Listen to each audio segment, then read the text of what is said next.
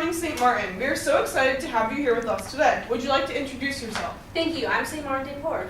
Could you tell us a little bit about your childhood? Sure. I grew up in Peru. My mom was a native and my dad was a Spanish colonist. And I actually got the attributes of my mother, which is the dark hair and dark skin. I heard you were ridiculed for this at the time. Is that true?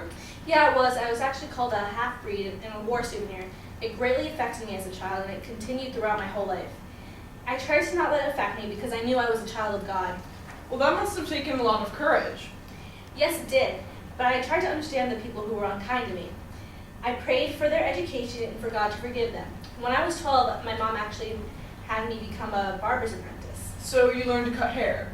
Yes, but I also learned to take care of and treat people who were sick or hurt. I became very knowledgeable about medicine, and I applied these skills that I learned here throughout my life, especially when I took care of the poor and my brothers in the convent. And how did you get into your convent? Well, unfortunately, they didn't let me into the convent at first. They did not want someone of mixed race in the convent, which was at the time all white men. They made me feel like I was not worthy of becoming a full brother of the church.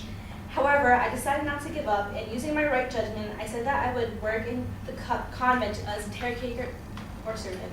So you spent your whole life as a servant? No, actually. I eventually I was accepted into the convent when they realized that I had done my best to pray. Okay. And what did you do after you were accepted fully into your convent and you weren't a servant anymore? I devoted my life to taking care of the poor and children. Since I knew how much harsh words and discrimination could hurt people, I worked very hard at making sure everyone was treated fairly and with kindness. Not to brag, but my biggest accomplishment is the orphanage I helped create. Wow, I had no idea you founded an orphanage. Well, I did.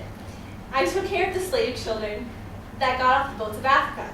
I was a caretaker to the children and made sure they felt safe and accepted in the new place. So you seem to have a reputation with animals. Could you discuss this a little? Yes, I believe that God's love and charity extends to all of his creatures. I fed and cared for all the creatures I met, even the mice in the convent's kitchen. Some would even say that I could talk to them. And in your icons, you are often displayed with a mouse and a cat drinking out of the same bowl, a dog at your side, and a broom. Is there any special meaning to this? In a way, yes. These animals aren't known to be friendly to each other, but in my presence, I hope they can all get along. The animals together are a symbol of peace. I was a strong advocate for peace between all people in all communities. God wants all people to love each other, and I felt that God called me to help him make peace on earth. And what about the broom? Well, the broom is a good symbol for a couple of reasons. The first is that I started my brotherhood doing lowly jobs in the convent, such as sweeping. It is a symbol of where I came from in my journey. People say that it is a representation of my humility and reminds them to be humble. Right. The second reason is that I always carry a broom. Is because I believe that all my work is for God, even the trivial work. Very interesting. What do you think the most important work is that we can do for God? I feel that God wants us to serve the poor. I strongly felt that God also called me to take care of the poor, and I devoted my life to caring for them as God wanted me to. Other than the orphanage, I also worked to help young girls make enough money to leave their father's house and to marry or move to the convent. That's very generous of you. Did you receive any awards for your service? Oh, I don't need rewards. Some members of my religious group began to regard me as their religious advisor, but I didn't feel worthy. I must remember my upbringing and that God always reminds us to be humble.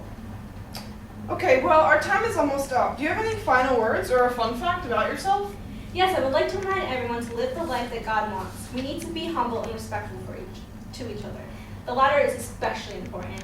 God accepts and loves people from all over the world and from all walks of life. It is unfair for us to discriminate against others. I want to offer my support for those who are discriminated against and tell them that God calls them to forgive and to love. I agree. And what about a fun fact about yourself? Well, I'm actually the patron saint of African Americans, barbers, and veterinarians. Very good. Unfortunately, our time is up. It was wonderful to meet you today and learn about your life. Thank you for inviting me. I enjoyed sharing my experiences with you.